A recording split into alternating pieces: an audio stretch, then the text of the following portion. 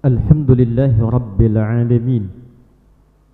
Alhamdulillahilladzi asra bi'abdihi layla minal masjidil haram ilal masjidil aqsa alladzi barakna hawlahu linuriyahu min ayatina innahu huwas sami'ul basir.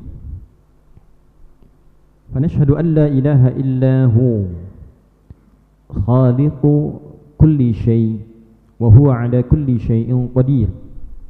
Wa nashhadu anna Muhammadan abduhu wa rasuluhu alladhi ursila rahmatan lil alamin. Wa salawatullahi alaihi wa salamuhu at-tam wa ala alihi wa sahbihi wa dhurriyyatihi wa ummatihi ila yaumiddin. Amma ba'd.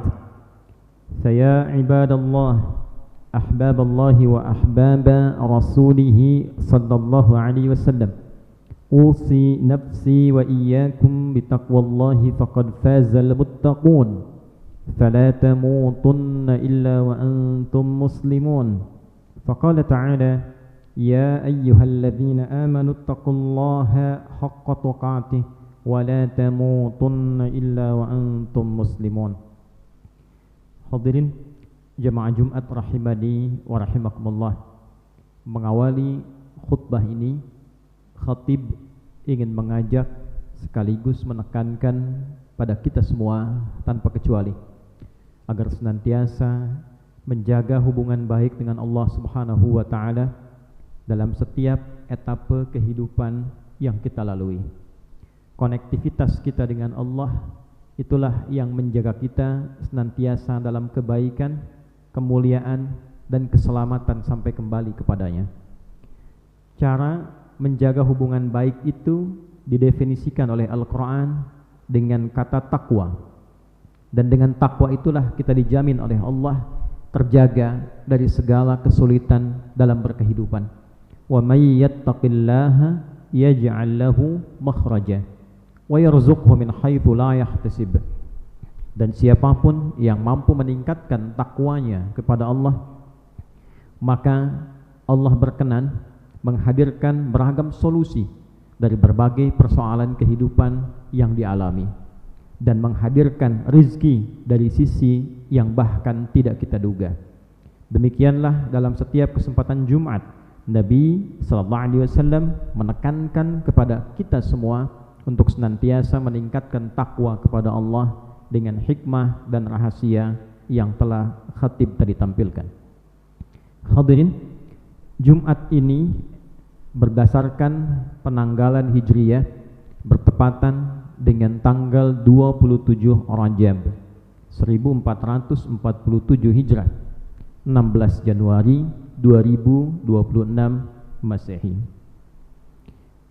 Di dalam catatan sejarawan Mansur Furi ditampilkan bahwa 27 Rajab ini adalah satu dari 8 pendapat populer yang ditampilkan oleh para ulama sejarawan muslim terkait dengan hadirnya peristiwa agung Isra Mi'raj yang sekaligus memberikan pertanda kuat tentang keistimewaan mukjizat Nabi Muhammad SAW. Bukan sekedar mukjizat, tapi keistimewaan mukjizat Nabi Muhammad SAW. Dari 8 pendapat yang ditampilkan, satu dari 8 ini adalah 27 Rajab. Pendapat yang sangat populer, pendapat yang sangat viral. Namun ulama menyimpulkan dari sekian banyak pendapat, yang terpenting adalah intinya. Yang terpenting adalah esensinya. Karena metodologi untuk menetapkan waktu Isra Mi'raj itu ada yang mendasarkan pada bulannya, tahunnya, peristiwanya. Tapi mereka semua sepakat pada esensi peristiwanya, pada esensi mukjizatnya, pada pentingnya mukjizat Isra dan Mi'raj ini. Hadirin, Allah Subhanahu wa taala menegaskan di dalam Al-Quran dalam satu surah yang bahkan surahnya diberi nama dengan peristiwanya, Suratul Isra, Surah Al-Isra, surah ke-17, Di ayat yang pertama Allah memberikan sebuah batasan yang sangat jelas, ringkat, begitu padat, ringkas, padat, dan mengandung makna yang sangat mengikat. Allah sampaikan, Subhanalladzi asra bi'abdihi layla minal masjidil haram ilal masjidil aqsa alladzi barakna hawlahu linuriyahu min ayatina. Linuriyahu min ayatina innahu huwas sami'ul basir. Maha suci Allah dari beragam sifat yang senantiasa dilekatkan kepadanya dalam kondisi yang tidak layak. Ada sebagian orang menuduh Allah memiliki sifat-sifat yang tidak senafas dengan ketuhanannya, tidak layak dengan keagungannya. Ada yang mengatakan Tuhan berketurunan, maka Allah menepis itu dengan kalimat Subhanah wa qalu ittakhadallahu walada. Subhanah. Demikian di Al-Baqarah ayat 116 itu. Sebagian orang berkata Tuhan memiliki keturunan, Tuhan memiliki anak. Subhanah, maha suci Allah dari sifat demikian. Ada yang menuduh Nabi Muhammad SAW melakukan rekayasa dalam peristiwa Isra, perjalanan dari Masjidil Haram ke Masjidil Aqsa yang umumnya di masa itu dengan kendaraan yang ada ditempuh dengan unta sebulan. Nabi melangsungkan itu hanya sekejap saja.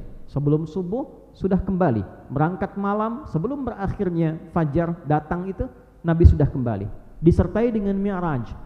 Orang-orang menuduh ini rekayasa, Tuhannya Muhammad palsu. Ini tidak benar. Abu Jahal menjadi provokator yang paling terdepan, membawa kabar hoax dan memprovokasi masyarakat pada saat itu. Maka menepis sifat-sifat yang tak baik itu, yang tak elok itu, yang tak senafas dengan keagungan nilai ketuhanan, Allah Subhanahu wa taala membuka dengan kalimat yang jelas, Subhanalladzi asra bi'abdihi laila. Maha suci Allah dari segala sifat yang dituduhkan tak layak kepadanya, yang telah memperjalankan hambanya. Tingkat tertinggi pujian Allah kepada sosok makhluk yang dekat dengannya, yang taat kepadanya, ternyata statusnya sebagai seorang hamba, bi'abdi. Allah menyebut Rasul, Allah menyebut Nabi, tapi ketika memberikan istimewa, hal yang indah, hal yang paling mulia dalam mukjizat seorang Nabi, Allah menyebut status kehambaannya, bi'abdi. Laila, pada satu malam, minal masjidil haram, dari masjidil haram, titik tolaknya, ilal masjidil aqsa, alladzi barakna hawlah, ke Masjid Al-Aqsa yang area sekitarannya penuh dengan keberkahan, diberkahi area sekitarannya. Di situ banyak terlahir para nabi, di situ banyak bergerak dakwah, di situ banyak berkembang pelajaran kehidupan. Kemudian dimi'rajkan setelah itu.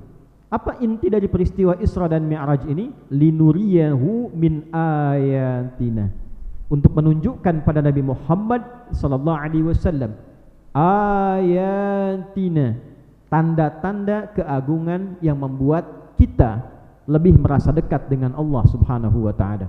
Innahu huwas sami'ul basir, sungguh pastilah Allah itu maha mendengar, mengawasi dan menatap dengan tajam. Hadirin, ayat sering diartikan dengan tanda. Di dalam bahasa Arab setidaknya kita temukan 3 kata yang mewakili makna tanda. Ada tanda yang berkaitan dengan ruang, tempat, disebut dengan alamat.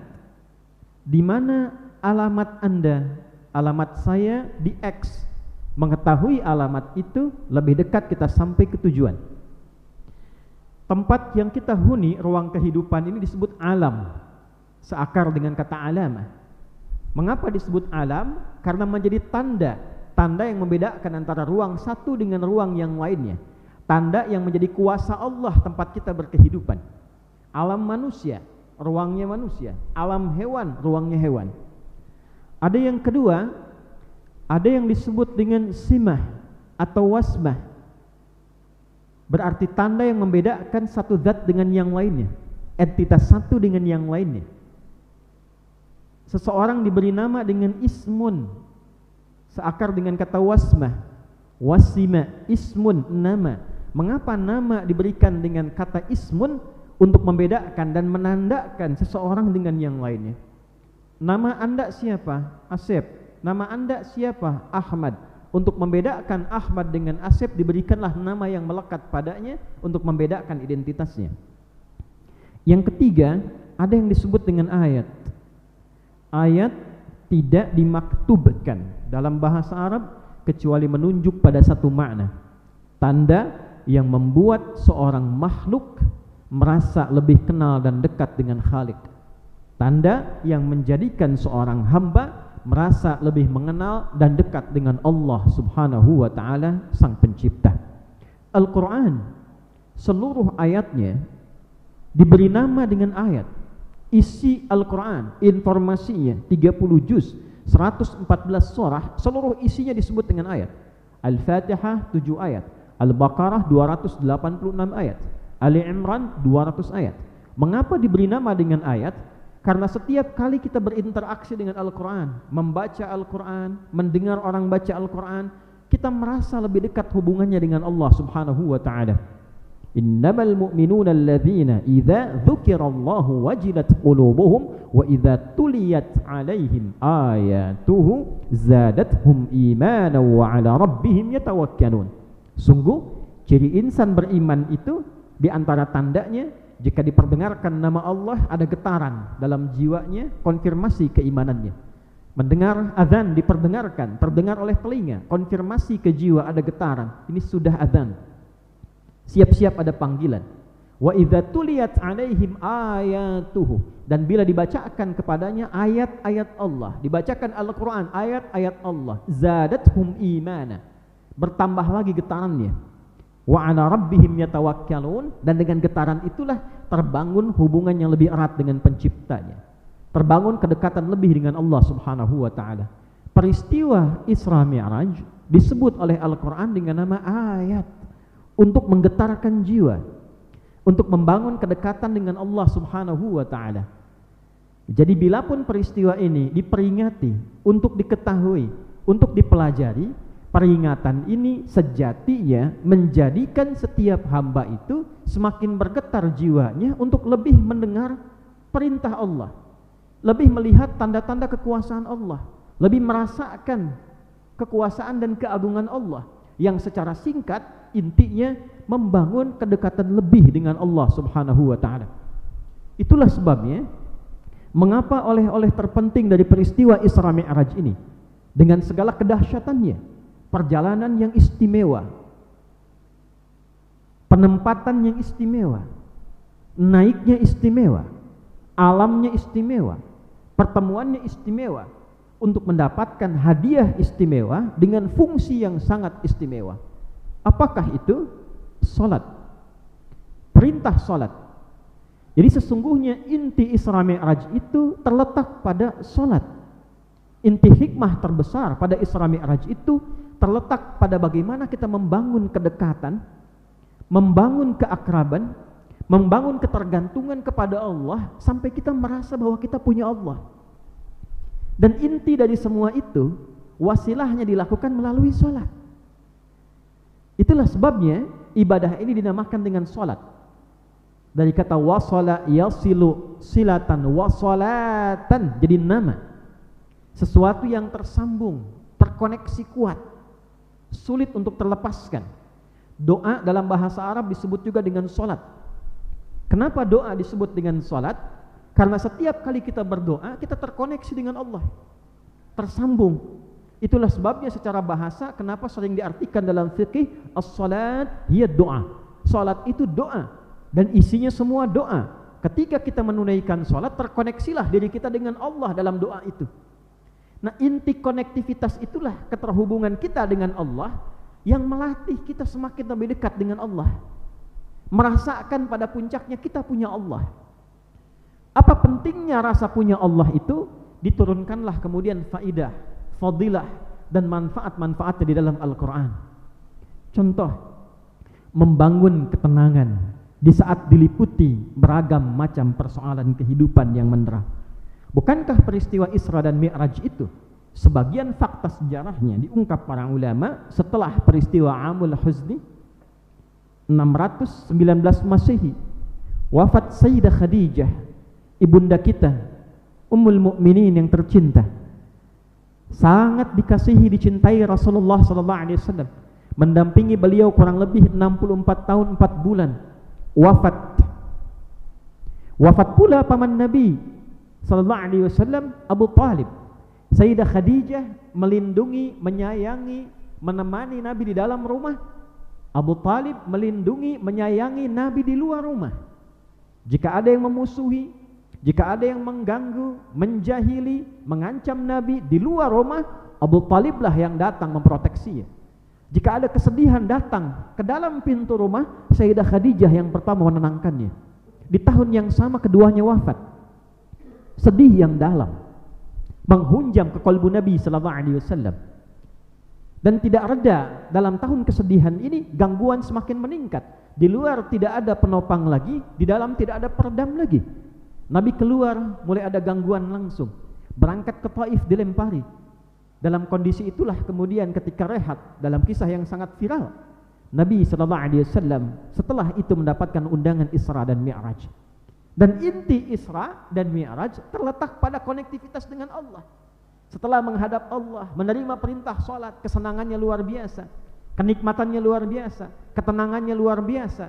Untuk itulah tidak ada hal yang paling nikmat terhadap Nabi kecuali di saat-saat beliau sedang terkoneksi dengan Allah pada salatnya.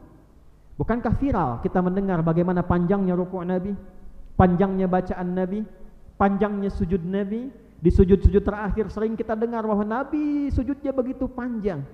Orang-orang hanya menafsirkan umumnya, tidak seluruhnya. Secara literal, tekstual, bahwa sujud terakhir mesti panjang, tidak melihat substansinya. Panjang itu karena merasakan nikmatnya, tak ingin berpisah dalam konektivitas dengan Allah, tersambung dengan Allah, ada kenikmatan, ada ketenangan. Tidak ada yang paling indah yang kita dapatkan dalam hidup selain ketenangan, kedamaian, dan rasa aman. Itulah sebabnya kenapa orang yang dilanda musibah tapi hatinya tenang cenderung ringan mengalaminya. Orang yang punya masalah tapi hatinya damai cenderung kecil masalahnya. Salat itu melatih pada jiwa kita untuk menghadirkan ketenangan yang dalam. Ala bi dzikrillahi tatma'innul qulub. Yakinkan pada dirimu dengan berzikir kepada Allah. Zikir itu terkoneksi, teringat itu terkoneksi, tersambung. Dengan berzikir terkoneksi kepada Allah, tatma'innul qulub, akan ada dampak kepada hati, keadaannya semakin lebih tenang. Salat disebut puncak zikir. Quran surah ke-20 Thaha ayat ke-14. Wa aqimis salata lidzikri, dan tunaikanlah salat dengan benar sebagai zikir kepada aku, terkoneksi dengan Allah. Itulah sebabnya kenapa selesai salat kita harus memastikan kita itu sudah nyambung dengan Allah. Fa idza qadaitumus salata fadhkurullah. An-Nisa ayat 103. Maka jika Anda telah tuntas mengerjakan salat, pastikan diri Anda terkoneksi dengan Allah. Qiyaman wa qu'udan wa 'ala junubikum, baik dalam aktivitas berdiri, duduk, berbaring, terkoneksi. Itu sebabnya mengapa bila ada yang belum terkoneksi selesai salat istighfar dulu. Astagfirullah, astagfirullah. Mungkin dalam salatnya banyak yang belum terkoneksi. 2 rakaat, 1 rakaat setengahnya belum terkoneksi. Kita istighfar. Setelah itu coba sambungkan lagi dengan subhanallah, dengan alhamdulillah, dengan Allahu akbar. Itu menyambungkan sifat-sifat kemuliaan yang membuat diri kita tenang. Menepikan segala bentuk sifat suudzon. Mengapa harus saya yang begini? Mengapa saya harus sakit berkepanjangan? Mengapa saya ditolak dalam pekerjaan? Mengapa keluarga saya begini? Mengapa saya seperti ini? Subhanallah, tepikan 33 kali sehingga lapang hati kita. Begitu kita yakin merasa punya Allah, Allah yang tetapkan, Allah yang hadirkan, Allah yang berikan solusinya, Allah yang tampilkan, Allah yang punya hikmahnya, sampai mendapatkan ketenangan. Subhanallah, subhanallah, subhanallah. Bukan jumlah 33 kalinya, tapi latihan ya yang sampai menghujam pada jiwa sehingga terhubung dengan Allah. Disebutkan 1 kali belum ingat, wajar. 2 kali belum ingat, tak apa-apa. 33 kali belum nyambung, berapa banyak lagi? Alhamdulillah terkait dengan rizki. Barangkali banyak menginginkan jumlah kuantitas, tabungan pengen nambah, harta pengen bertambah, lupa dengan yang diberi belum bermanfaat. Pakaian belum dipakai ibadah, kendaraan belum digunakan untuk perangkat ibadah. Syukuri dulu, alhamdulillah, sampai tenang dulu. Tenang, tenang. Allahu Akbar, yakin akan keagungan Allah dalam segala hal. Allah yang tetapkan, Allah yang arahkan. Sampai kita merasa punya Allah. Itulah fungsinya salat. Itulah fungsinya zikir. Bila dibiasakan demikian, tenang hati. Nabi diuji dengan wafatnya istri, wafatnya paman, dikerjai, dilukai di lingkungan sekitaran, dilontar sampai keluar darah, dicemooh, diintimidasi. Sahabat-sahabatnya ada yang dieksekusi. Kurang apa lagi? Memuncak ujiannya pada Nabi yang tak pernah diuji orang-orang biasa. Tapi dengan Isra Mi'raj ada ketenangan, ada kedamaian, ada perasaan bertuhan. Pernahkah dalam keadaan kita diuji, kita mengatakan pada diri kita, ini pasti selesai, saya punya Allah. Kurang harta, Tuhan saya maha kaya. Enggak mungkin saya punya Tuhan maha kaya, saya enggak diberi. Sakit, Tuhan saya maha penyembuh. Enggak mungkin penyakit saya enggak disembuhkan, karena saya punya Tuhan yang maha penyembuh. Adakah rasa itu pada jiwa kita? Rasa itulah yang kemudian membangkitkan keimanan kita. Wa ala rabbihim yatawakkalun, meningkatkan tawakal kita. Dan dengan tawakal yang disertai iman itu, kuasa Allah hadir menyelesaikan problem kehidupan kita. Mungkin selama ini tawakalnya iya, tapi imannya tidak mendukung tawakal. Tawakalnya pakai iman enggak? Tawakalnya pakai ayat enggak? Wa idza tuliyat alaihim ayatuhu, konsepnya begitu. Zadathum imana wa ala rabbihim yatawakkalun. Tawakal itu pakai iman. Saat iman menyertai tawakal, lahirlah kuasa Allah. Itu yang menyelesaikan segala persoalan. Kenapa dulu ada orang sakit dengan Al-Fatihah sembuh? Karena ikhtiar yang tuntas diiringi tawakal dengan iman, itu yang menyelesaikan.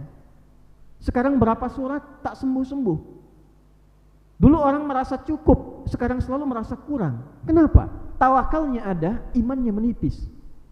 Itulah sebabnya hadirin, Isra dan Mi'raj bukan hanya momentum yang dihadirkan untuk diperingati. Diperingati itu ada kata ingat di dalamnya. Ingat itu ada konektivitas di dalamnya. Konektivitas itu artinya terhubung dengan Allah, tersambung dengan Allah. Alhamdulillah, di negara Kesatuan Republik Indonesia diberikan hari libur nasional untuk peringatan Isra dan Mi'raj. Bila kita keluarkan kata ingat di situ, sambungkan dengan makna terhubung pada Allah, ambil inti Isra Mi'raj, lekatkan pada salat, peringatan ini, sekali lagi, peringatan ini, sekali lagi, peringatan ini seyogyanya anugerah dari Allah yang dititipkan melalui konteks kehidupan bernegara, berbangsa ini untuk kita semua tersambung lagi dengan Allah Subhanahu wa ta'ala. Salat lagi, menguatkan iman lagi, bertawakal lagi. Mungkin itu sebabnya selama ini banyak musibah yang belum tuntas. Musibah di alam tumbuhan, musibah di alam hewan, musibah di alam manusia, sifat-sifat manusia yang semakin beringas, korupsi tak terkendali, penipuan, todongan, penghilangan nyawa, penggundulan hutan, luka terhadap hewan dan sebagainya. Barangkali bukan karena kurangnya orang pintar, bukan kurang kaya SDA kita, bukan kurang tinggi jabatan-jabatan yang melekat dalam kehidupan kita. Mungkin kurang iman kita di hadapan Allah, kurang khusyuk salatnya, kurang tersambung dengan Allah, kurang segala-galanya yang terkait dengan hubungan kita dengan Allah Subhanahu wa ta'ala. Oleh karena itu, melalui peringatan Isra dan Mi'raj ini, khatib ingin menekankan, tak harus tunjuk orang lain, mari kita mulai dari diri kita sendiri, memperbaiki hubungan kita dengan Allah, meningkatkan kualitas salat kita, zikir kita, agar hidup saat berkehidupan berjanji kepada Allah, menjalani tersambung dengan Allah, wafat dalam keadaan diridhai oleh Allah, dan kembali dalam keadaan mulia di hadapan Allah Subhanahu wa ta'ala. Barakallahu li wa lakum fil Qur'anil azim, wa nafa'ani wa iyyakum bima fihi minal ayati wa dzikril hakim, wa taqabbala minni wa minkum tilawatahu innahu huwas sami'ul alim. Ud'u Allah yastajib lana wa lakum jami'an.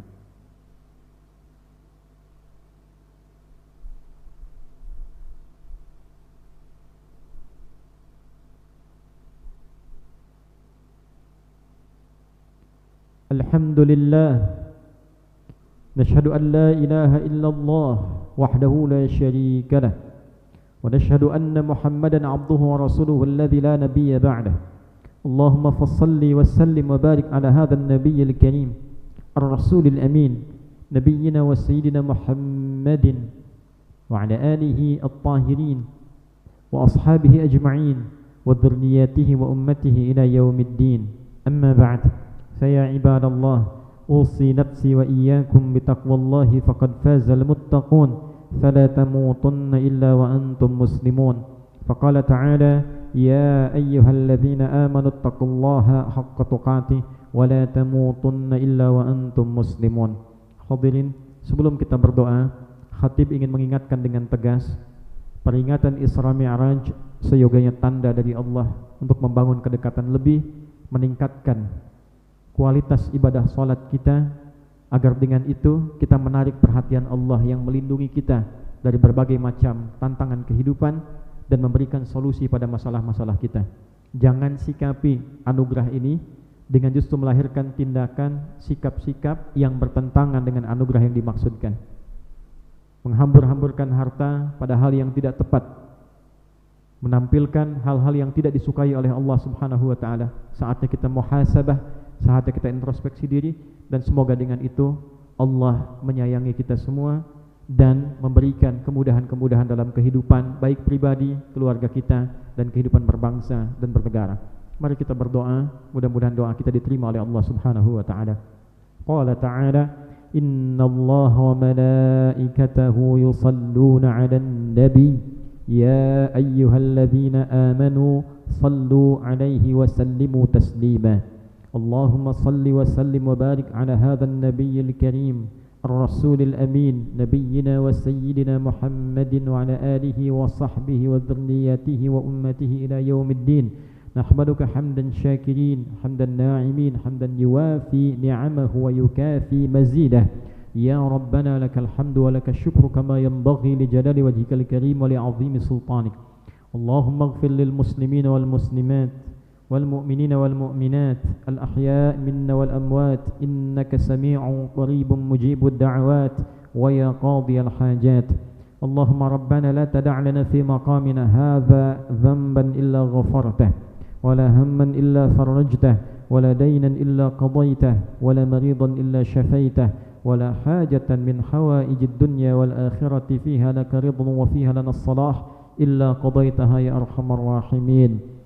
اللهم اجعلنا يا الله من المؤمنين المتقين. اللهم ارزقنا يا الله حب نبيك الكريم سيدنا محمد صلى الله عليه وسلم. Ya Allah, jangan biarkan ada satupun jamaah di Jumat ini yang memiliki dosa kecuali Engkau telah ampuni seluruh dosa-dosanya. Bila ada yang sakit, mohon angkat dan sembuhkan penyakitnya. Bila ada yang sulit, mohon mudahkan, ringankan segala kesulitan hidupnya. Dan bila ada yang punya hajat yang baik untuk dunia akhiratnya, mohon kabulkan ya Arhamar Rahimin. Ya Allah, tanamkan pada jiwa kami yang terdalam rasa cinta kepada Nabi Muhammad sallallahu alaihi wasallam, yang dengan cinta itu berikan kami kemampuan untuk meneladani Rasulullah dalam kehidupan beliau ya Arhamar Rahimin. Allahumma ihfaz biladana Indonesia waj'alha baldatan thayyibatan wa anta tardaha wahdi ru'asa'aha wa umara'aha liyahtadu ilaika wa liyukhaffifu hisabahum yaumal qiyamah. Ya Allah, mohon jaga negara yang kami cintai Indonesia ini. Anugerahkan hidayahmu, petunjukmu kepada seluruh pemimpin-pemimpin yang kau amanahi dalam memimpin dalam konteks berkehidupan bernegara di Indonesia ini. Ya Allah, untuk meringankan hisab mereka di akhirat kelak. Wahfadz ulama'ana waj'alhum mukhlasin lakaddin. Dan mohon jaga para ulama kami ya Allah, jaga para asatidz kami ya Allah, para kiai ya Allah, jaga dan ikhlaskan mereka. Berikan kemampuan untuk menyatukan umat, jauhkan ya Allah dari perselisihan, jauhkan dari perpecahan ya Arhamar Rahimin. Allahumma barik hadhil madrasah akhyar wa ma'hadiha mira wa mu'tamirih ya Arhamar Rahimin. Ya Allah, berkahilah madrasah akhir ini, pesantrennya Mira, dan orang-orang yang terlibat dalam memakmurkannya. Allahumma ihfadz ya Allah ala baitin Nabi sallallahu alaihi wasallam wa ummatihi ajma'in ila yaumil qiyamah. Ya Allah, anugerahkan perlindungan, penjagaan pada seluruh ahli bait keturunan Rasulullah sallallahu alaihi wasallam dan umat Nabi semuanya sallallahu alaihi wasallam sampai kami selamat kembali kepadamu ya Allah di yaumil hisab. Rabbana atina fid dunya hasanah wa fil akhirati hasanah wa qina adzabannar. Wa sallallahu ala sayyidina Muhammad wa ala alihi wa sahbihi ajma'in wa akhiru da'wana alhamdulillahi rabbil alamin. Ibadallah, innallaha ya'muru bil 'adli wal ihsan wa ita'i dzil qurba wa yanha 'anil fahsya'i wal munkari wal baghi ya'idzukum la'allakum tadhakkarun wa la dzikrullahi akbar wallahu ya'lamu ma tasna'un aqimus shalah yarhamukumullah.